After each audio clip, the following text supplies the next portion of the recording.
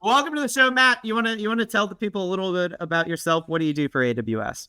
Yeah, so I'm Matt Vaughn. I'm a principal developer advocate on the HPC team. What that means is I help build HPC products and features, and once we build them, I help make sure everybody who wants to can use them. I'm here to talk about the new service that we launched, which is AWS Parallel Computing Service, or PCS for short. Yeah, I know we want to get into the exciting launch, but I think before we do that, not everybody, be included, are regular users of high performance compute, or maybe even know, why we need things like high performance compute. Can we start there, Matt? You mind We sure backing can. it up a little bit to that point? We sure can. So you might not be a user, but you're definitely a beneficiary. So high performance compute or simulation is everywhere. And here's how this works. So like most natural systems can be expressed in really complicated sets of equations: fluid flow, climate and weather, materials properties, protein structure, all sorts of stuff. You can load these equations up in a computer and you can run them forwards or backwards, and you can inspect that system that they represent. That's why it's called simulation. So some examples of that. So when you buy a new car, it's been driven millions of miles before it ever showed up on the lot. That's how you know it's safe. That's how you know it's efficient. When you see a hurricane forecast with all those little spaghetti tracks, that's thousands of HPC simulations run pretty much hourly under different models and different assumptions and different conditions. And on a related note for Fiona, there's also people who every day run earthquake predictions. I'm afraid of earthquakes for those who missed that context. Me too. I live as far away from California as possible. And obviously they want to get to the point where they can actually predict them. And as I understand it, there's a lot of progress there. For the space fans out there, every new rocket engine, every design, and all the components that go into it also get flown millions of times before it ever touches the launch pad. And again, that's HPC. And these are just examples. Basically, simulations let you look into the future. They let you look into the past, and they let you look into realms that are too small to see or too big to comprehend with just your eyes. Thing is, this takes a lot of computing power. And there's really two ways to get that computing power. You can buy a bigger computer. Everybody likes bigger computers. Or you can buy more computers. The thing is with bigger computers is that they're nice, but they only grow so fast, and they're often really expensive as you buy the really bigger ones. So to really scale out, a lot of people pick more computers, a flock of them, if you will. Yeah, what we need a term, like a murder of crows, right? Yeah. What are you? I guess a fleet of computers is really what people call it. It's a cluster. I think we need a more fun name, personally, but maybe chat can help us come up with that. So Matt, it sounds like a lot of scientists, a lot of there we go, plethora works. Good suggestion like that. Sounds like a lot of scientists, a lot of researchers doing this. I'm also a space fan. It's where I'm from. Love it out there. So great. We've identified who's using this, why they need it, right? A bunch of compute to run these simulations. Yeah. Why did you all build this, though? What's difficult about managing all of this? I'm glad you asked. Okay, so the traditional way you build a cluster is you buy a bunch of kit, you have it delivered at a semi, and you wire it together in your own data center. And I can confirm this is a lot of fun. I've done it a bunch of times. But one challenge is you're locked into what you bought, even if your needs change. And that happens. Things come along like Gen AI or big data or genomics. And it's a lot, even if they don't, you have this thing in your data center and it's a lot of work to keep it up and running. It's a really complex system. So it makes sense that a lot of people are interested in using the cloud for HPC. That lets you skip you can skip the semi truck part and the cabling part, and you can always rent more cloud. But you've got to know how to do all the cloud stuff. And a lot of HPC people don't actually know a lot of the cloud stuff. And you're still on the hook to maintain and scale that cluster up and down. So there are some do-it-yourself solutions for that, for HPC in the cloud, but that setup and maintenance is really the long pole in the tent. And that's why we built PCS. So with PCS, Parallel Computing Service, you go into the AWS console, You stand up a cluster, it takes just a few minutes. And we manage the hard parts while you still have control over the important stuff, like what software is on that cluster, what work actually gets done, et cetera, et cetera. What's extra cool is we help you make that cluster totally elastic when it's not doing anything. Like it's Labor Day weekend, it's time to pull the cord, quitting time. Who needs a bunch of nodes running? So in a PCS cluster, most of the time, those compute workers go away and they come back if somebody comes along and says, hey, I need to get a bunch of work done. And so that's also great for cost efficiency. There's a whole lot of other reasons for this, but that's the key thing. Easy to stand up a cluster, easy to make it elastic. Very nice. So look, I deal a lot in my neck of the woods with provisioning out infrastructure, managing infrastructure. That's my side of the house, right? I'm a DevOps person, so I enjoy working with that. Anything you take off my plate, I'm going to appreciate. But something we were talking about earlier too, Matt, that I thought was important to call out about this. A lot of the people using these clusters are not necessarily like me. They are scientists, they're researchers. That's right.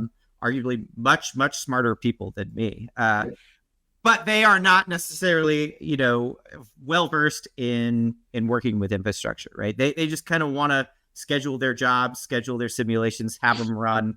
They don't care about how that happens, right? So how does PCS help with that type of user?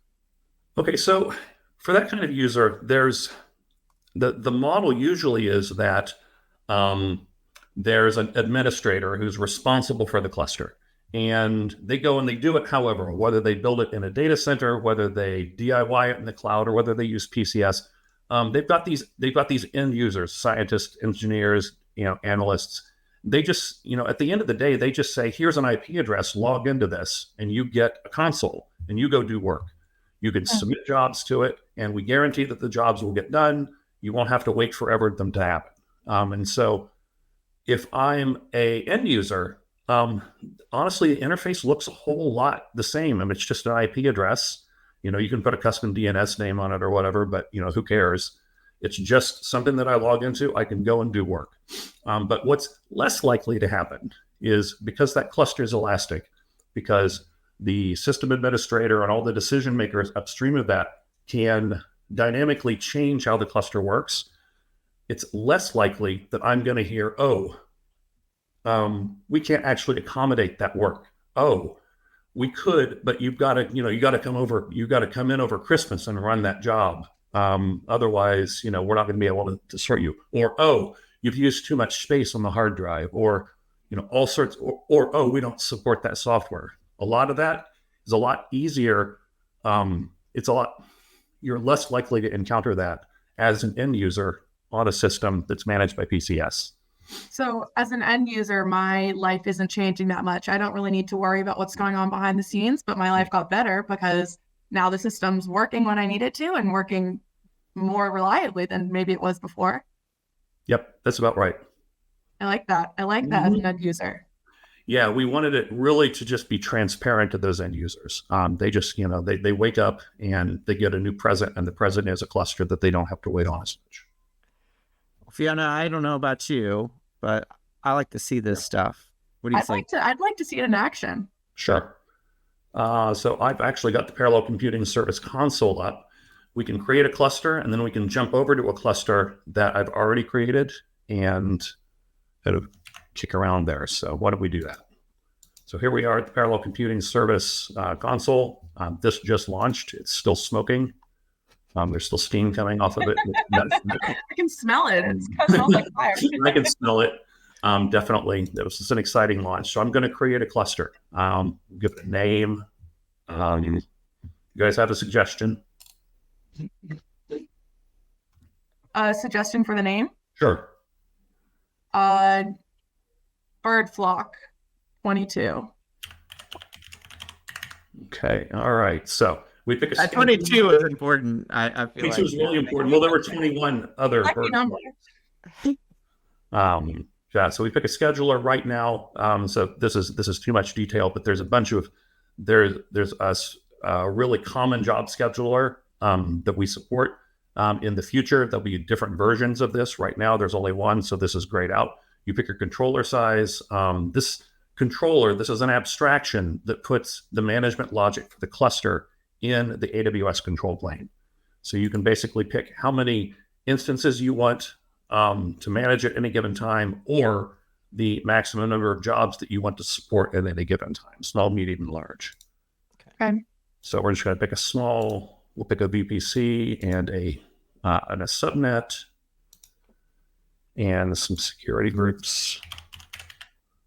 And this is all explained real well in the user guide or in the YouTube videos. And we click off create.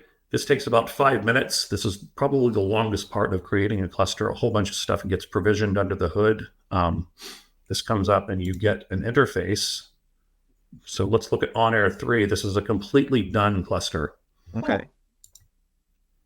All right, so here we go. OnAir 3. I created it, as you can see, not too long ago. Here's all the information about its configuration. So you have this cluster, and the cluster is just the management. It's like a management instance and some control logic.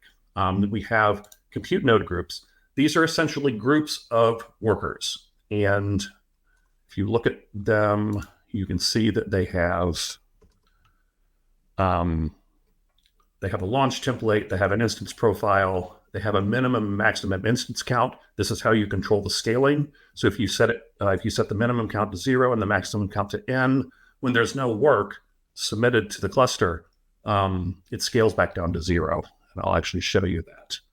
We had a question from chat, real quick. Sure thing. Matt, if you want to take that. Is PCS integrated with LDAP or other user directory services? You can integrate it, and in fact, there is a recipe in my GitHub repo for that shows you how to get started with that. Okay, cool. Yes, you can integrate it with LDAP. All right. So anyway, so we have a couple of compute node groups, and in fact, one of these is I've named them. One is on demand, one is spot. And then I put them together in a single queue called demo. And the demo actually has both of those compute node groups in it. So how does this manifest? How does it actually look to one of those end users who logs into a cluster managed by PCS? So there is a persistent login node. So this is just an instance that you log into to work with the cluster. That's actually, in this case, managed by that other compute node group called login. So I'm just going to log into it. I'm going to connect to it through SSM.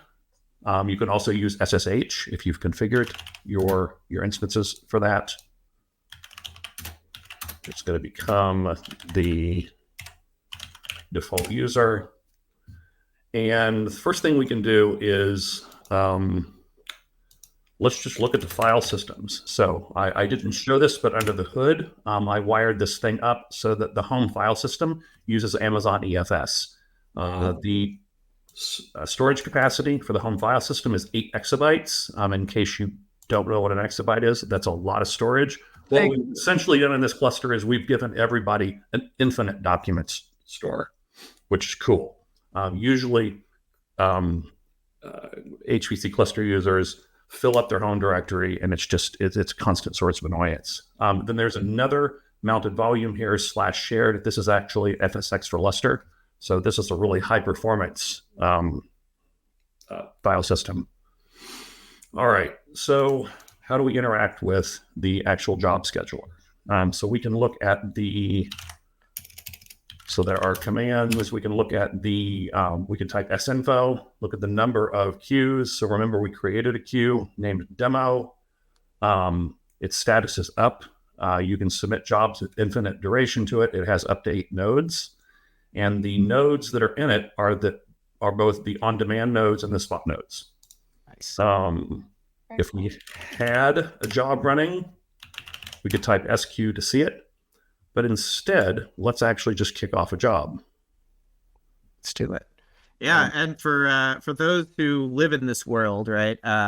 This is the job scheduler that comes with PCS. That's pretty common throughout Very common. Slurm, right? Mm-hmm.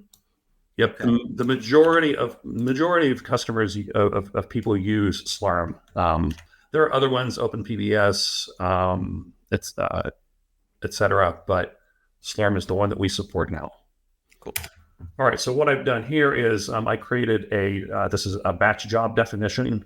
It's not super exciting. We're just going to run what's called an MPI job. That's a way of distributing work across multiple nodes. I've said that I want to run on 8 nodes, and I just want to run this command hello. We can see that this is coming up. All 8 nodes are now configuring. Eventually, they'll transition into a state where they're running, and then they'll write out to a file. So what's cool is I could submit more work. So I can send this in again. I could also change what that job did. There could be other users on the system submitting work, and the jobs will just get queued up, stacked up in this queue. There could also be multiple queues, et cetera, et cetera. But what's going on under the hood? If we go back to instances, That actually spinning up instances. Yeah, you're actually spinning up instances. So you can see that they're initializing. Half of these, because this is the way I configured it, half of these are spot instances, half of these are on demand. And the way that I configured the cluster under the hood was that jobs go to the spot instances first. And then if we can't, if we reach the maximum number of spot instances, only then do we start placing jobs in the on-demand instances. And so that's right out of the gate in it would have taken 10 minutes to go through this, but I didn't want to burn all that time when we could just talk. We already set up your cost-effective. Cost. Yeah, optimizing your cost. Matt, I gotta interrupt for just a second. We've got another question from our YouTube chat. We got a question about using this for Python data science jobs with Streamlit instead of the terminal as the interface. I haven't done that specifically, but I guess the summary story is if you can wire it up to any other cluster. So if you can wire it up to any cluster, an on-premises cluster or a hand-built cluster, you can wire it up to a Slurm cluster managed by PCS. And there are ways of doing this. Some job management systems need their own standalone node for managing them. There's a way of having a standalone job management node, or there's all sorts of ways. So I don't know exactly how to do it, but it probably works. A lot of our customers in the HPC space do a lot of Python and a lot of data science. Nice. Cool. We got about 3 minutes or so left, so I just want to make sure we cover everything that you wanted to show us. So far, this is really amazing. It's favoring spot first. That's amazing. Yeah, so these instances are spinning up. It takes a couple of minutes for them to spin up the first time. But here's what's also cool. So at the end of the work, so after the job has run, actually physically run on the instance, the nodes will hang around a little bit, and that's configurable at the cluster level. You can set it for 10 minutes. You can set it to hang around for an hour. If you submit a job again, it'll run instantaneously. But when the cluster detects that there really isn't anything else to do, it starts to spin down those nodes in reverse order from how they were created, allowing the cluster to scale back down to 0. And I really like that. Other things. So we've got active work going here. So we've got 2 jobs in the queue. We could go back and I'm not going to because I don't want to curse myself, but we can go and we can change the configuration of this cluster. We could add more queues. We could add more compute node groups. We could do all sorts of things. And under the hood, PCS will update the cluster configuration without interrupting or pausing the running of those existing jobs. And that's really important for all of those people who have been, who are actively doing work. And then one more key point. So that's the system configuration. Another big challenge that people have with do-it-yourself clusters, whether it's on-prem or in the cloud, is keeping the security posture up to date. So all the low-level fiddly bits in PCS, the system software, the scheduler, et cetera, PCS automatically updates this for you. Very cool. That's pretty cool. Matt, I feel like when you work on a project for this long, it becomes like a baby to you. I mean, you're like a mother bird. You've been sitting on your egg. You've been incubating it. What are you most proud of about your baby? If you had to have us walk away with one really incredible standout thing about this new feature, what are you most proud of? Honestly, just that. Yeah, it still has some cosmetic rough edges. It's an early service, but it is just awesome to be able to go in and click buttons and get a cluster.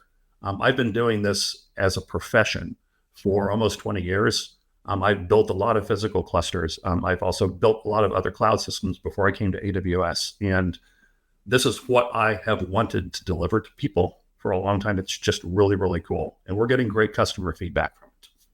That's awesome. Everybody go check it out. We've dropped some links to learn more about this exciting launch. And Matt, look, birds of a feather, we flock together. So I hope we will see you again on the show when you've got something else to talk about over in the HPC world. You're For right. now, Thanks. we got to say goodbye. Thanks for joining us. Thanks so much, Matt.